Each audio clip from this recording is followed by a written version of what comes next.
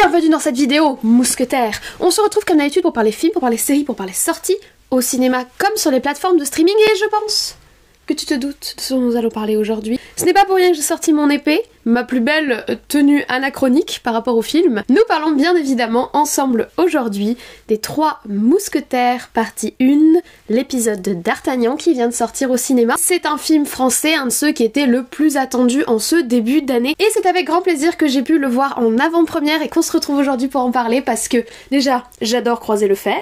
En plus c'est une occasion pour exhiber cette magnifique épée. Et surtout quand je suis sortie de la salle, j'avais trop envie d'en parler avec vous. Je vous laisse avec le générique, je pose mon arme blanche et on se retrouve juste après.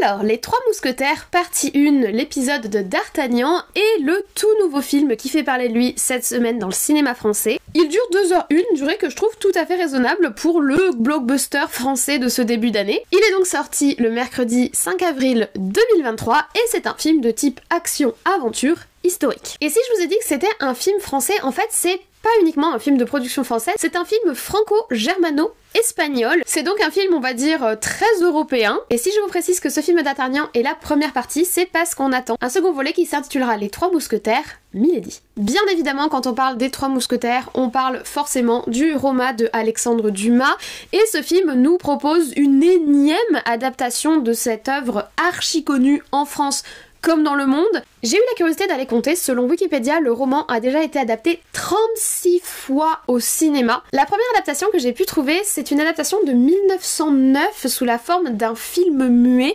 d'origine italienne qui sera d'ailleurs suivi 3 ans plus tard par une adaptation très proche, mais cette fois-ci qui est un film muet français. En tout, des films muets sur les 3 mousquetaires, il y en a déjà une dizaine, mais durant les 100 années qui vont suivre, les 100 et plus d'ailleurs, puisque ça fait plus de 100 ans du coup qu'on peut dire que cette œuvre est adaptée au cinéma, l'histoire de Alexandre Dumas va connaître énormément d'adaptations, toutes différentes les unes des autres. Si on revient par exemple sur les dernières adaptations, les plus récentes, on va avoir celle de 98 avec Leonardo DiCaprio et Depardieu qui s'intitule Le Masque de Fer, qui est une adaptation assez libre de l'œuvre d'Alexandre Dumas qui personnellement m'avait terrifiée quand j'étais enfant. Je l'avais vu, j'étais très jeune, je crois que j'avais 6 ou 7 ans, et le truc du Masque de Fer, ça m'avait absolument terrifiée. Pas revu depuis d'ailleurs, il paraît que le film est pas ouf, moi j'en ai juste ce souvenir là. On a eu en 2001 une version assez remaniée des 3 mousquetaires dans le film The Musketeers, où on pouvait notamment retrouver Catherine Deneuve. On a eu également une version en 2011 des 3 Musketeers, une version américaine où on pouvait retrouver Mads Mikkelsen, Orlando Bloom ou encore Logan Lerman. Plus récemment encore, en 2013, on a eu une adaptation russe des 3 mousquetaires. J'avoue que je me suis fait la réflexion que j'avais envie de voir une version russe des 3 mousquetaires, ça m'a beaucoup intriguée. Et on va jusqu'à des adaptations complètement farfelues. Je pense par exemple à une série japonaise qui adapte le livre de Alexandre Dumas à l'aide de marionnettes. La série s'appelle Shin Sanjushi. Et la même année, donc en 2009, on a également l'énorme classique Barbie et les 3 mousquetaires, l'une des adaptations les plus audacieuses qui nous a été proposée ces dernières années, très clairement. Donc je pense que la première observation et la plus facile à faire sur ce projet des 3 mousquetaires d'Artagnan qui sort cette année en 2023, c'est qu'il s'attaque clairement à quelque chose qui a déjà été vu, revu, re-revu, re-adapté, complètement remanié à la sauce japonaise, russe, coréenne. Il s'attaque à une histoire qui est devenue internationale, qui est extrêmement réputée et qui a déjà été adaptée de 1000 façons différentes. Reste à savoir quelles propositions ils vont nous faire ici pour trouver leur propre identité, sortir du lot et réussir à proposer quelque chose d'original sur la base d'une histoire aussi connue et déjà aussi présente au cinéma. Pour relever ce défi à la réalisation, nous avons Martin Bourboulou. C'est un réalisateur français qui travaille principalement pour les studios de Pathé, et il faut savoir que ce film, Les 3 mousquetaires d'Artagnan, est largement financé et produit par Pathé. Martin Bourboulou, vous avez peut-être déjà vu son travail à l'écran, c'est lui qui est à l'origine en 2015 du film Papa ou Maman, et qui un an plus tard nous a sorti le second opus de cette épopée, Papa ou Maman 2. Et c'est également lui, en 2021, qui est à l'origine du film Eiffel, où on pouvait notamment retrouver Romain Duris, et que personnellement je n'avais pas du tout du tout apprécié puisque je m'attendais à voir un film vraiment intéressant sur la vie de Monsieur Eiffel et de la construction de la tour et ce que ça avait coûté à sa vie et son ambition, enfin vraiment connaître un petit peu plus la personne et en fait on sombrait dans une espèce de marasme romantique assez perturbant parce qu'on a deux acteurs qui ont une énorme différence d'âge dans le film et Romain Duris a beau être Romain Duris, ben c'est quand même compliqué. Mais donc je vous avoue que si j'avais dû choisir un réalisateur pour un projet aussi ambitieux, visuellement, historiquement délicat au niveau du défi qu'il y a à relever, comme je vous l'ai dit, de réussir à proposer quelque chose d'original, c'est peut-être pas vers ce monsieur que je me serais tournée, en tout cas au vu de ses films précédents. Par contre, s'il y a un choix qui a été fait de façon extrêmement judicieuse, c'est le choix du casting, qui en plus d'être judicieux doit être extrêmement coûteux et est par ailleurs extrêmement impressionnant. On retrouve ainsi à l'affiche, on va dire, la crème de la crème du moment dans le cinéma français. On a tout d'abord François Civil, que personnellement j'apprécie beaucoup, que j'avais découvert en 2019 dans le film Mon Inconnu, mais que j'avais surtout beaucoup apprécié dans Le Chant du Loup en 2019. Vous avez d'ailleurs une vidéo sur la chaîne autour du film Le Chant du Loup, que je comparais d'ailleurs au film Boîte Noire. Il y a une autre figure du cinéma français qui est Pierre Ninet, qui est un des rares à ne pas être à l'affiche de ce film, donc comme ça je l'ai cité histoire de faire le full package. Aux côtés de François Civil, on retrouve une de mes actrices favorites, une femme absolument magnifique et hypnotique. Je l'encense parce que vraiment c'est une actrice que j'apprécie beaucoup, c'est Eva Green. Eva Green a été bien évidemment dans le film 300 en 2014. Elle était dans le Casino Royale de 2006 qui est un de mes 007 favoris, principalement parce qu'elle est là et aussi parce qu'il est cool. De 2014 à 2016, elle était la tête d'affiche de la série Penny Dreadful. Si vous ne l'avez jamais vue, c'est très sympa. C'est assez gothique, assez noir, mais j'ai bien aimé l'esthétique et surtout la beauté renversante de Eva Green dans cette série. Et pour n'en citer que deux autres, elle était également en 2005 dans Kingdom of Heaven et plus récemment dans le film Dark Shadows que j'ai beaucoup aimé. On continue notre palette d'acteurs français avec Pio Marmaille. Pio Marmaille, c'est pas forcément un acteur que je vois beaucoup parce qu'il joue pas dans des films qui, moi, personnellement, m'attirent, mais j'ai eu l'occasion de le voir à l'image l'année dernière dans le film Encore. Vous avez mon avis sur la chaîne dans un des films que je vous ai caché. C'est pas un film qui m'avait particulièrement marqué, mais voilà, si vous êtes curieux de savoir un petit peu. On a aussi Vincent Cassel, qu'on ne présente plus, qui était en 1995 dans La Haine, qui a fait le film La Belle et la Bête, le film français La Belle et la Bête, avec Léa Seydoux, que j'ai pas beaucoup apprécié mais où les costumes étaient absolument incroyables. Pour le coup c'est un film, je l'aime pas du tout mais alors visuellement il est superbe et surtout au niveau du travail de costume c'est magistral. Et il était aussi en 2010 dans le très très bon Black Swan. On continue avec Romain Duris, je vous dis c'est vraiment une palette. Donc on continue avec Romain Duris, comme je vous l'ai dit il était dans le film Eiffel du même réalisateur, mais il est surtout connu pour sa participation au film L'Auberge Espagnole et à ses différentes suites. Moi je crois que la première fois que je l'avais vu à l'écran c'était dans le film L'Arnaqueur avec Vanessa Paradis et je l'ai bien aimé dans le film Dans la brume dont on a parlé très récemment puisque c'est un des rares films catastrophes français, film qui traite de catastrophes naturelles ou technologiques. On en a parlé récemment sur la chaîne puisqu'il y a le film En plein feu qui est sorti, qui est également un film français qui traite de catastrophes. C'est revenu dessus, on avait d'ailleurs beaucoup parlé du cinéma français et on va également parler aujourd'hui, mais si jamais vous n'avez pas vu ma précédente vidéo, voilà, les thématiques se rejoignent un petit peu, mais je ne m'étale pas plus parce que le casting n'est pas fini. On a également Lina Coudry qu'on a pu voir dans le film Novembre ou encore Louis Garrel. C'est vraiment une palette d'acteurs assez impressionnante, que ce soit au niveau du rôle principal féminin où ils ont réussi à caster Eva Green qui est quand même une figure incontournable à la fois du cinéma français et du cinéma international, et où ils ont réussi pour Les Trois Mousquetaires et Mister l'apprenti mousquetaire d'Artagnan à rassembler des figures masculines du cinéma français. Donc même si des défis étaient à relever pour le projet, de mon point de vue il partait plutôt bien au niveau du casting. Mais pourquoi autant de têtes d'affiche, allez-vous me dire? C'est très simple, si on revient sur l'histoire d'Alexandre Dumas, je vous la refais rapidement, je vous resitue un petit peu rapidement l'histoire des Trois Mousquetaires. On y suit Athos, Porthos et Aramis qui sont les mousquetaires du roi Louis XIII et qui protègent également la reine et par extension d'une manière générale la famille royale, et qui sont rejoints assez rapidement par un jeune Gascon qui est monté à la capitale dans le but de devenir mousquetaire comme son père avant lui, le jeune D'Artagnan.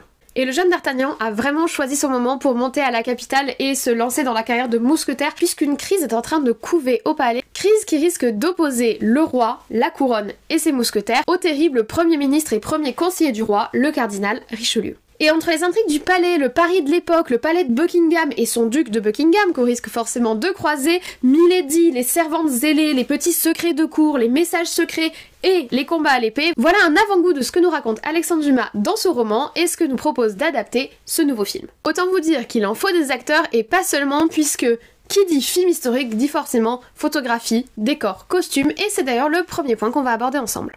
Je commence par l'image, la photographie et les décors parce que franchement j'ai été assez impressionnée et plutôt agréablement surprise par ce qu'ils nous ont proposé. En fait, le risque dans ce genre de film, et notamment quand on veut le proposer un film historique avec les codes du blockbuster, c'est de tout miser sur des effets visuels, notamment numériques et des effets spéciaux, pour reconstituer certaines rues, reconstituer certains décors, donner un petit peu de grandiloquence à l'image, voire se faciliter la vie lors du tournage pour ne pas avoir à louer des lieux prestigieux ou à faire déplacer toutes les équipes. Ce choix de facilité, je suis très contente parce qu'ils ne l'ont pas fait et on a beaucoup de tournages en vraie situation, en vrai lieu, dans des espaces naturels, dans de la vraie forêt, dans des vrais champs, dans des vrais décors, dans des vrais châteaux. Enfin franchement ça fait super plaisir. Déjà ça nous permet de pas tomber dans un espèce d'excès esthétique avec trop de fioritures visuelles qui alourdiraient l'image. En plus, il faut aussi prendre en compte que la France a pas forcément la même maîtrise technique que les grands studios hollywoodiens, même si ces derniers temps, certains ont fait preuve d'une certaine faiblesse visuelle. Marvel, DC, Shazam. Pardon, désolé, des petits traumas qui remontent. Plus sérieusement, c'est vrai que sur l'aspect technique, on a de très bons studios en France, mais sur une grosse production, ça peut être risqué de miser trop largement sur les effets visuels et les effets spéciaux. Et en plus, miser sur le naturel, ça donne une vraie crédibilité et une vraie beauté à l'image. D'autant plus que l'aspect technique, en soi, il est quand même là, notamment sur l'usage massif du plan séquence et du ralenti. Quand je dis massif, c'est qu'il y en a peut-être un peu trop, mais on va en reparler quand on va évoquer les chorégraphies de combat et les chorégraphies de bataille qui sont centrales dans ce genre de film. Au-delà de ça, et surtout au niveau des décors et des lieux choisis, je trouve que c'est très satisfaisant, c'est beau. En plus, tout le long du film, ils ont fait le choix d'une lumière et d'une colorimétrie qui donnent une certaine identité à l'image. Alors c'est pas particulièrement original, ça a un côté un petit peu passé, un petit peu vieille couleur, un côté un peu grisé vintage, je sais pas comment vous dire ça, qui donne une sorte d'unicité à l'image sur tout le film. Donc en soi je trouve que c'est un choix plutôt judicieux, même si du coup il y a des moments l'image est pas très lisible parce que on a quand même beaucoup d'ombré et assez peu de contraste. On tourne quand même beaucoup de nuit et beaucoup dans des sous-sols et beaucoup dans des couloirs. On n'a pas forcément que des scènes qui sont très lumineuses, mais vraiment j'ai pas particulièrement trouvé ça gênant à l'image. C'est-à-dire si on pinaille, oui effectivement il y a des moments c'est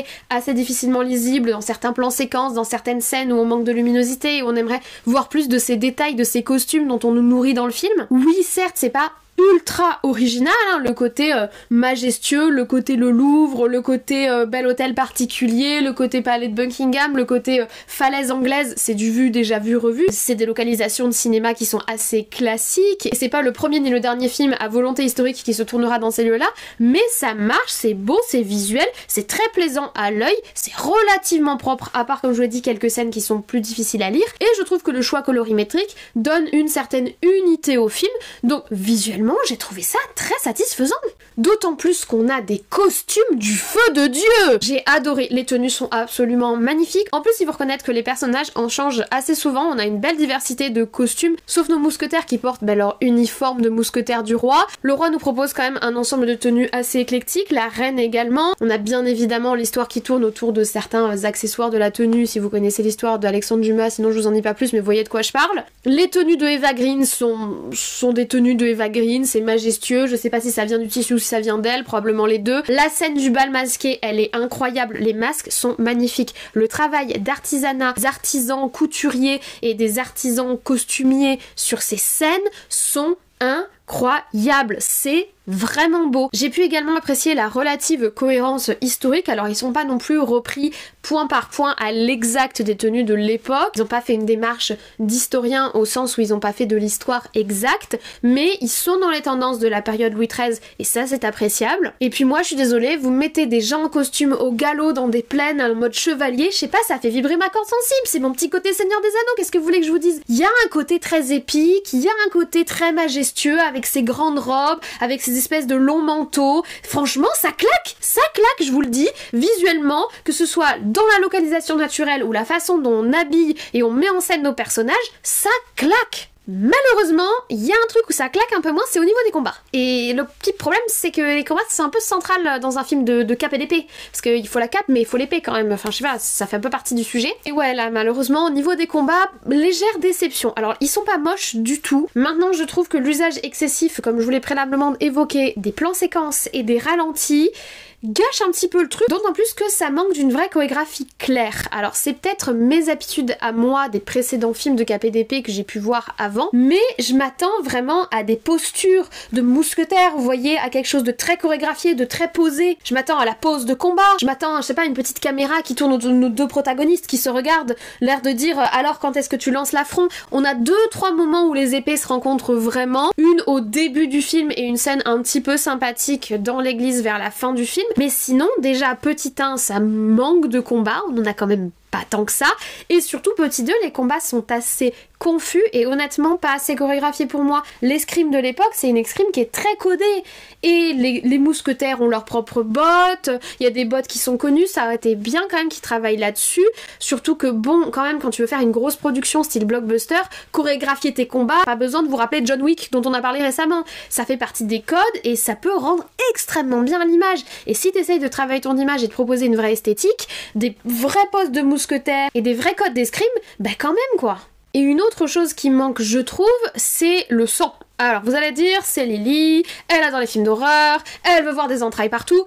Oui, en partie, c'est vrai, je dois l'admettre. Mais quand même, là, on a des combats où ils enchaînent les randoms, là, où ils nous envoient tous les bots de la machine, et les bots, ils sont expédiés en 2-2, et il n'y en a pas un organe, on n'a pas un peu de sang, on n'a pas une petite coulure, on a rien, il se passe rien. Je veux dire, le seul moment un peu gore, c'est une petite blessure de rien du tout, et on la voit qu'une fois qu'elle est guérie et recousue et comme il faut. Les gars, c'est des combats à l'épée, ça fait bobo quand même. Je comprends qu'on va faire un film tout public, mais vous pouvez mettre un peu de sang, même Marvel, ils mettent un peu de sang des fois, donc allez-y, faites-vous plaisir. Puis même d'une manière générale, on a l'impression que les mousquetaires se battent, mais que c'est une promenade de santé. Le seul qui est cracra là-dedans, c'est l'apprenti, François Civil. Il est constamment couvert de sueur et d'un peu de boue, il a les cheveux tout gras comme ça. Lui, on sent qu'il transpire, lui, il est un peu essoufflé, et c'est son mode ouais, nous sommes tellement classe, nous avons vaincu tous ces gens en mode chill. Pas une égratignure, pas un transpi, rien, même pas sali le manteau. Ça, c'est un petit peu embêtant, et du coup, ça fait que les scènes de combat montent un petit peu de corps. En fait, c'est ça. En soi, déjà, il y en a pas assez, je trouve qu'il y en a pas assez, je trouve qu'ils auraient quand même pu se lâcher un peu plus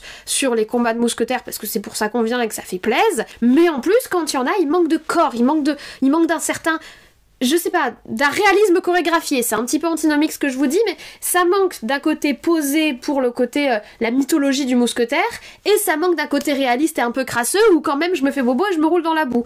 Donc je trouve qu'au niveau du combat, il y a quelque chose d'un petit peu déséquilibré et de relativement insatisfaisant. C'est toujours dommage parce qu'on aime bien un bon combat. Des épées qui se croisent, des ching-ching, ça fait plaisir, et ça manque. Du coup c'est quelque chose qui j'espère sera amélioré pour le prochain opus. Et si jamais ils ont besoin de me recruter, je suis là. En fait, quand on y réfléchit, il y a ni sang ni larmes, et c'est un peu dommage, d'autant plus quand dans la bande-annonce, tu nous as mis la scène magistrale où Eva Green nous fait un petit sourire naquois et nous dit « Morte et enterrée ». Je vais pas essayer de l'imiter parce que j'aurai jamais sa classe, mais vous voyez ce que je veux dire? Elle nous dit qu'on va partir sur de la violence, qu'il va y avoir des morts, qu'ils ont enterré leurs problèmes, sous-entendu qu'ils ont enterré des gens. Ça, on l'a pas trop dans le film, et voilà, ça m'a un peu manqué. Autre point que j'ai trouvé en demi-teinte, c'est la musique. Sur un film un petit peu film d'aventure, chevalerie, etc., je m'attends toujours à une BO très forte et très présente, qui accompagne les moments à cheval, qui accompagne les moments de combat, quelque chose de puissant et d'assez orchestral, et je trouve que là, la musique, elle passe complètement inaperçue. Elle est présente, on a effectivement un aspect un petit peu orchestre, on a des musiques qui sont parfois un petit peu plus punchy, ils ont pas fait totalement d'anachronisme, ce qui est appréciable je trouve, parce que c'est quelque chose qu'on voit quand même beaucoup ces derniers temps, c'est notamment quelque chose qu'on peut voir dans le film Apache qui est sorti la semaine dernière, dont je vous parlerai dans un des films que je vous ai caché, où ils ont misé sur des musiques très modernes pour casser un petit peu le côté historique, chose que Coppola avait déjà fait dans son Marie-Antoinette par exemple. C'est devenu un genre de mouvement de mode, et c'est limite plus innovant de rester sur des musiques orchestrales pour un film historique, mais voilà, je trouve quand même que la bande sonore manque un petit peu de personnalité. En fait, je trouve que d'une manière générale, la musique du film manque clairement de personnalité, simplement en accompagnement, mais il n'y a pas de thème qui m'a marqué, alors qu'on est quand même sur des héros littéraires de ouf, D'Artagnan, c'est D'Artagnan les gars, il lui faudrait quand même peut-être un petit thème musical quand il apparaît en mode héroïque. Bah non, ou alors s'il en a un, je ne l'ai pas retenu, il ne m'est pas revenu, il ne m'a pas marqué, et ça c'est un peu dommage. Après heureusement il y a d'autres manières de marquer un personnage à l'écran, et notamment à travers l'acting et l'acteur qui porte ce personnage. Et l'acting, là encore c'est malheureusement en demi-teinte, je suis vraiment désolée, il y a des trucs positifs et des trucs négatifs un peu dans tous les points que je vous aborde.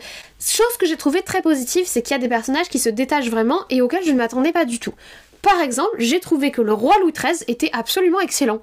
Il est incarné par Louis Garrel, je l'ai trouvé génial. Il m'a fait mourir de rire, chose à quoi je ne m'attendais absolument pas. Je m'attendais pas à ce que les scènes du roi Louis dans le roman d'Alexandre Dumas me fassent vraiment rire, et il m'a vraiment fait rire, il m'a vraiment tiré de vrais éclats de rire. Je l'ai trouvé très bien campé, je trouve que déjà physiquement il a vraiment quelque chose de Louis XIII, et je trouve qu'il a des répliques savoureuses, je trouve que l'acting est super, donc ce côté là, point très positif. Ensuite, j'ai beaucoup aimé le personnage d'Athos, mais ce que j'ai trouvé très triste, c'est que c'est le seul des trois mousquetaires à être vraiment développé. Je veux dire, Athos, Porthos et Aramis, c'est vraiment un triptyque légendaire, et je trouve que s'ils ont réussi à en développer un en allant plus avant, parce que il fait partie de l'histoire et qu'ils sont bien obligés de lui donner un peu d'épaisseur, les deux autres passent complètement à la trappe, ils ont quasiment pas de développement de personnage, du coup c'est des espèces de stéréotypes. Alors on sent bon an mal an que Pio Marmaille et Romain Duris essayent de faire vivre leur personnage, mais j'ai pas vraiment le sentiment que le scénario leur laisse assez de place pour ça, et j'ai trouvé ça un peu dommage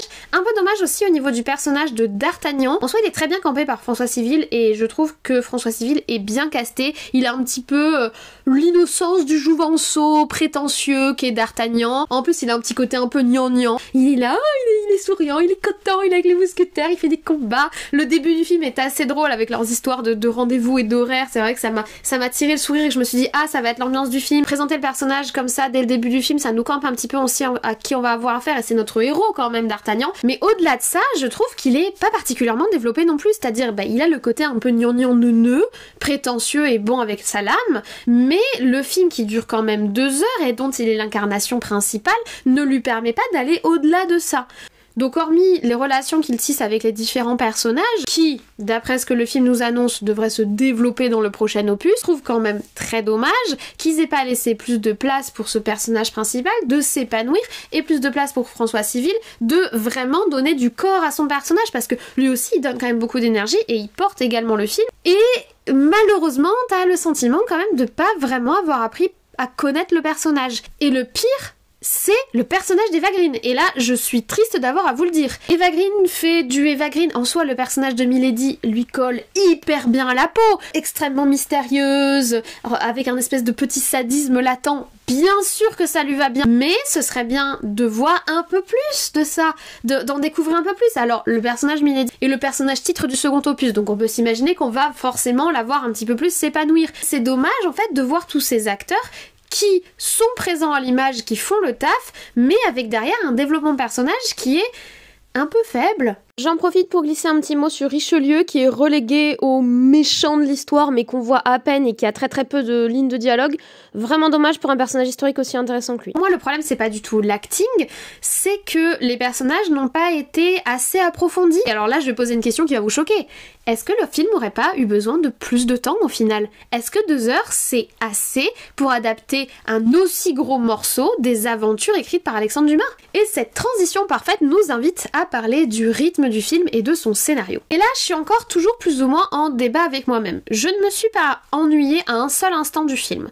Donc en soi, le rythme a été plutôt bien géré, au sens où le spectateur est diverti et on maintient son attention durant les 2 heures de film sans aucun souci. Vraiment, je suis pas du tout sortie du film, il y avait les traits d'humour au moment où il fallait, il y avait les dialogues au moment où il fallait, il y avait assez de scènes d'action pour me maintenir dans l'histoire, assez de mystère, assez de petits côtés enquête pour me maintenir accrochée. Comme je vous l'ai dit, j'aurais bien aimé qu'il y ait un peu plus de scènes de combat de mousquetaires, mais ça, c'est, on va dire, pour faire vibrer ma corde sensible parce que j'adore les combats à l'épée.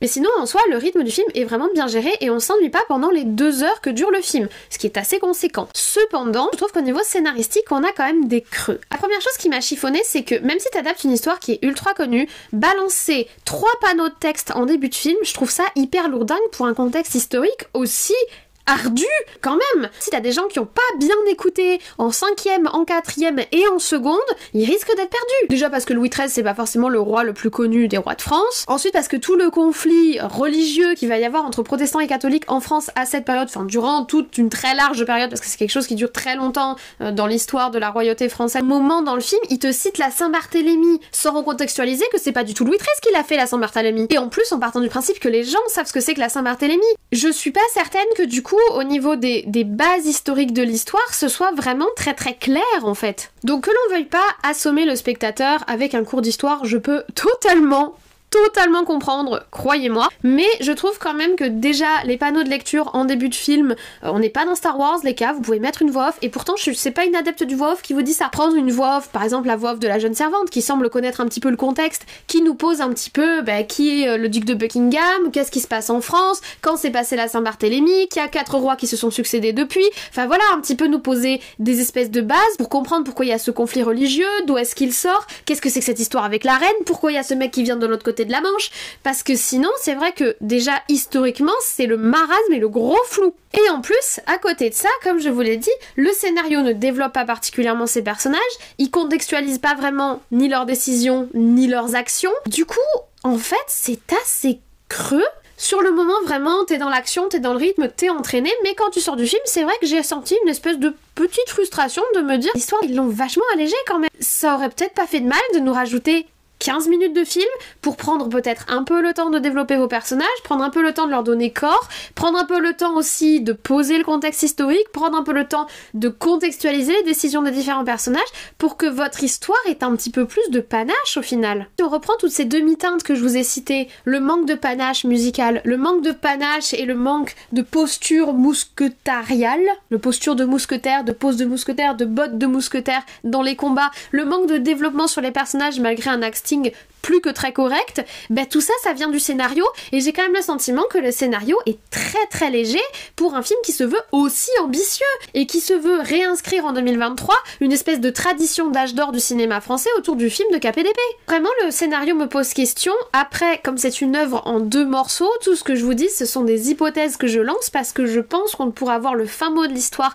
et le fin mot de réellement comment ils ont construit leur diptyque, que quand on aura vu la seconde partie, Milady. Cependant, s'il y a bien quelque chose sur lequel on peut déjà revenir, c'est ce que je vous ai plus ou moins déjà teasé, cette volonté de faire renaître un cinéma âge d'or français autour du film de KPDP et du film historique. Parce qu'au final, c'est ça que j'ai trouvé charmant dans ce film, qui m'a filé le sourire, qui m'a fait rire, qui m'a mis dans une bonne ambiance, c'est parce que j'ai retrouvé des films et j'ai retrouvé un style de film que j'ai apprécié dans mon enfance et notamment que mes parents m'avaient fait découvrir plus jeune et qui est un style qui malheureusement avait un petit peu disparu du paysage du cinéma français depuis les années 90. Avant la domination massive des comédies sur le cinéma français, il y avait un genre qui était une sorte de genre historique, littéraire, légendaire, dirons-nous, qui tournait autour des grands mythes français, également de l'histoire française. On allait ainsi de Cyrano de Bergerac au Roi Maudit, passant par le Bossu de Notre-Dame, le Comte de Monte Cristo. Je pense aussi à Robin des Bois qui est plutôt anglo-saxon, mais vous voyez ce genre de film-là, qui était quand même légion fut un temps en France, et qui était des succès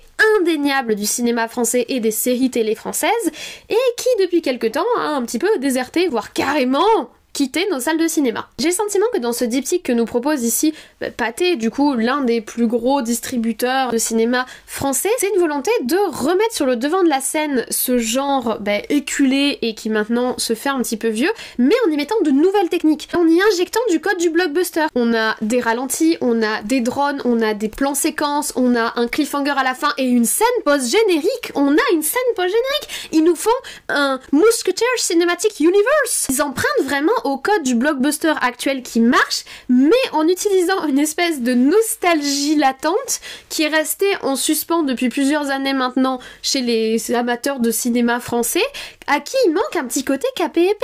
Et je trouve que l'idée, elle est géniale. Alors oui, la réalisation est pas parfaite, le film a quelques défauts, mais honnêtement, ça m'a fait super plaisir d'aller voir ce film au cinéma. J'ai vraiment eu le sentiment de retrouver les épopées de ma jeunesse. Le cavalier qui défend son honneur et ses valeurs, et qui défend son roi et sa reine au péril de sa vie. Le héros de grand spectacle, le héros un petit peu romantique et niais avec son petit sourire et le petit côté, un vague côté amour courtois. Faudrait pas trop choquer les autres dans l'assistance. Puis, quand on est un mousquetaire, on fait la cour comme un mousquetaire, avec classe et retenue. Le cas de notre D'Artagnan de François Civil, classe, retenue et une petite naïveté trop mignonne, mais j'ai trouvé ça choupi. C'était gnangnan.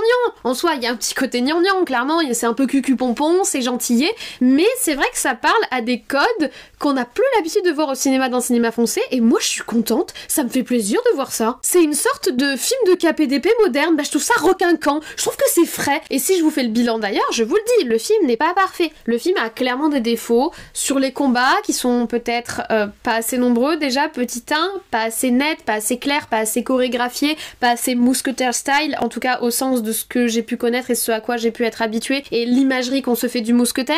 On a une bande musicale qui est clairement pas assez présente et qui mériterait beaucoup plus d'épicness et beaucoup plus d'héroïsme et beaucoup plus de chevalerie et de mousqueterie et je sais pas comment on dit pour les mousquetaires. Je pense que vous avez compris l'idée. On aurait besoin de personnages qui ont beaucoup plus de corps et de quelque chose de peut-être un petit peu plus poussé vers un réalisme avec une vraie violence sans qu'elle soit trop graphique et trop visuelle pour rester accessible à tous, pas avoir trop peur de salir les costumes même s'ils sont magnifiques. Alors c'est très probablement de la nostalgie, mais le fait qu'ils aient eu l'idée d'exploiter ça et de le mettre à l'image et de nous faire retourner au cinéma pour voir ça, pour voir du grand spectacle de cap et d'épée à la française, et bah personnellement, ça me fait plaisir. Et est-ce que je vous recommande le film? Si vous aimez les histoires de chevalerie, de mousquetaires, de romances historiques, si vous aimez les intrigues de cour, si vous aimez les beaux costumes, si vous aimez les plans séquences un peu farfouillis, un peu trop longs mais sympatoches, et si vous aimez le tournage en décor naturel, je vous recommande ce film. Personnellement, j'ai passé un très bon moment. Voilà,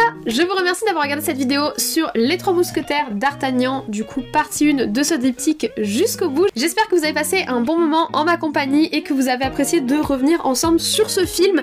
Maintenant que j'ai bien parlé, c'est votre tour. Laissez-moi en commentaire votre avis sur le film si vous l'avez vu. Dites-moi si vous avez envie de le voir, dites-moi si ça vous tente. Dites-moi ce que vous pensez de cette idée qu'ont eu du coup Pathé et le réalisateur, etc. de ramener ce style cap et épée sur le devant de la scène en 2023. Est-ce que c'est une bonne idée? Est-ce que c'est risqué? Est-ce qu'ils auraient dû laisser ça au grand film pour certains maintenant datés mais toujours aussi sympathiques qui représentent le genre? Dites-moi tout en commentaire, c'est juste en dessous. Tant que vous y êtes, vous pouvez mettre un petit like pour me dire si vous avez aimé la vidéo, pour me soutenir, pour donner le smile, bref, ça fait plaisir et ça aide YouTube à référencer la vidéo. Et vous pouvez également vous abonner si ce n'est pas encore le cas, c'est juste en dessous. N'hésitez pas à activer la cloche pour être prévenu des sorties des futures vidéos, n'hésitez pas à aller farfouiller sur la chaîne pour découvrir les anciennes vidéos, notamment si vous voulez rester dans la thématique du cinéma français, les petites vidéos que je vous ai mis en fiche juste en dessous pour essayer de suivre un petit peu le fil ensemble. Moi je ne vous embête pas plus, je vous souhaite dès à présent une très bonne journée, une très bonne semaine, de très bons visionnages, peut-être le film Les Trois Mousquetaires d'Artagnan, mais en attendant, prenez soin de vous et comme toujours, on se dit à très vite.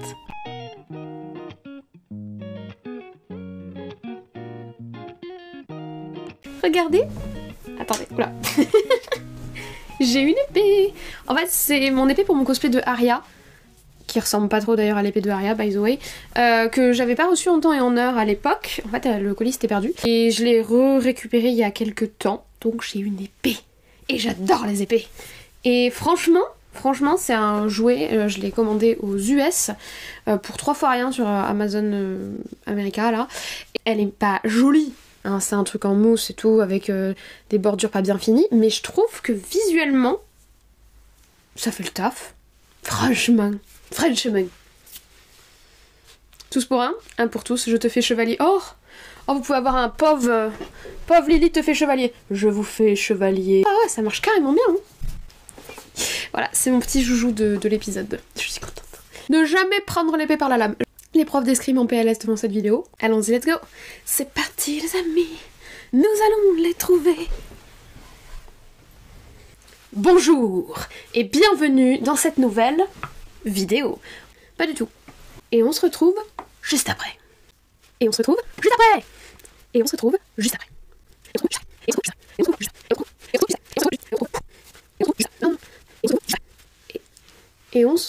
Et on se retrouve juste après.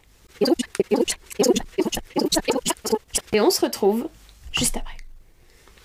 Et on se retrouve juste après. C'était n'importe quoi. Attends, j'ai tellement tapé que j'ai décalé ma cam. Oh mon dieu. Ah, ça va faire moche. Hein. Et on se retrouve. Et on... Sanjutsu. Plus d'eau. Et de toute façon, faut que je me dépêche. Donc micro scène pas générique. Enfin, je suis sûre que j'ai dit plein de conneries. J'ai pas arrêté de bafouiller. Je suis très fatiguée là en ce moment. Du coup, j'ai beaucoup bafouillé dans cette vidéo. Il va y avoir beaucoup de montage à faire. Oh là là. J'avais pas vu. On est à 1 heure de rush. Mais c'est de pire en pire. Après, c'est parce que je me suis méga ratée sur mes histoires d'épée au début. Je me suis reprise plusieurs fois. Mais donc, bref, je vais en arrêter là. Je ne vais pas empirer mon cas. Je vous montre juste. Regardez. C'est ma tenue complète avec la petite ceinture. Ça fait pas mal en vrai. Et avec l'épée. Franchement, j'étais assez contente de moi. Bref, je vous laisse tranquille. Merci d'avoir regardé ces scènes post-génériques. Ciao. Et on se retrouve juste après.